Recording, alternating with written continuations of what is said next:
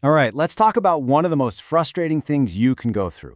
That cold that just won't quit. The one that feels like it's set up a permanent base of operations right inside your head. We're going to unpack chronic sinusitis. You know exactly what I'm talking about, right? The pressure, the stuffiness, you're just exhausted all the time. You think, oh, it's just a cold, but then weeks go by, and then months, and you're still feeling awful. If that sounds familiar, trust me, you are not alone. So, what is this thing? What do the doctors actually call this cold that never seems to end? Let's get into the official definition. Okay, so here it is. Chronic Rhinosinusitis, or CRS for short. And the key thing to notice here is the time frame. We're talking about inflammation that lasts for more than 12 weeks. That's 3 solid months. So yeah, this is not your typical bug. This is a constant, grinding state of inflammation that can really mess with your quality of life. And this isn't some rare, bizarre condition. Just look at this number. Up to 10% of people are walking around dealing with this. Think about that for a second. That's a huge chunk of the population, which makes CRS a major public health issue, costing a fortune in medical bills and just lost time feeling good. So what is actually going on inside your head? For the longest time, we really didn't have a clue. But the new science is showing us that it's basically a microscopic war.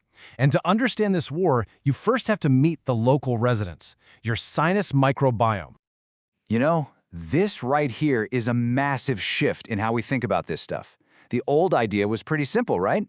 Your sinuses are supposed to be sterile, totally clean, and you get sick when some bad germ gets in. Well, turns out that's completely wrong. Your sinuses are actually a bustling ecosystem, kind of like a garden full of diverse bacteria.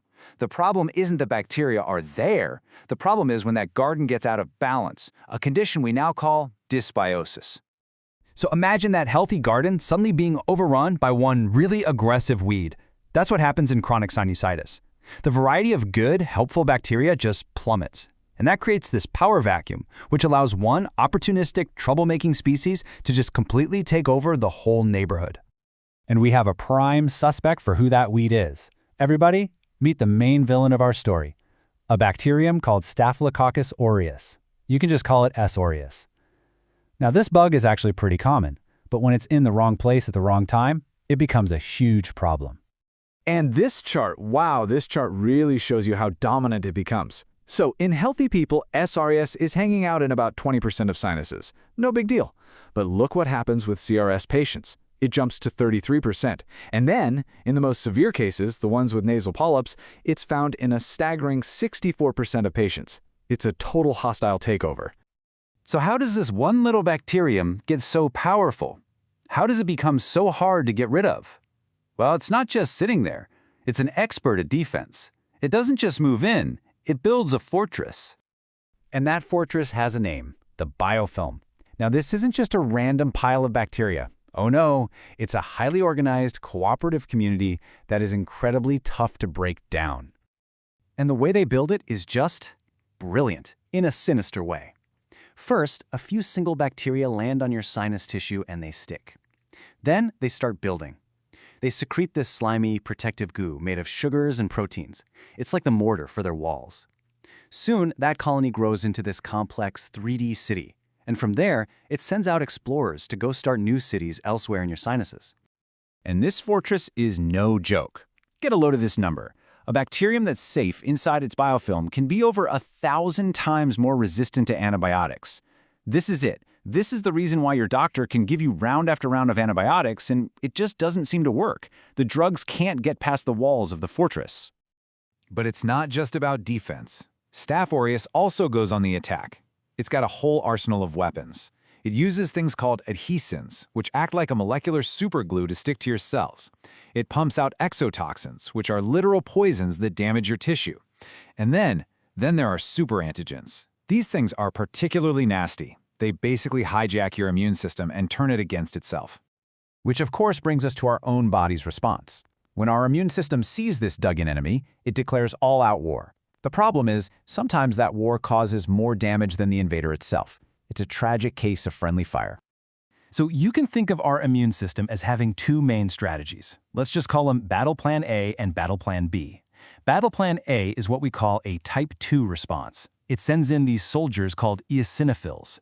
It's a scorched earth approach that leads to massive swelling, tons of mucus, and even the growth of polyps. Battle Plan B is a different approach, a non-type 2 response, that uses different cells for a more classic type of inflammation, but it's still damaging.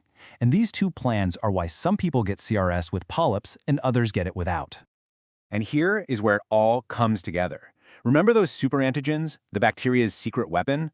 Well, they can actually trick our body. They can fool the immune system into launching the more destructive option, Battle Plan A. And that's what leads to the absolute worst symptoms of the disease. Okay, so bacteria are building fortresses, and our own immune system is overreacting. This sounds pretty bleak. So how in the world do we win this war? Well, let's look to the future, because this new science is completely changing how we think about treatment.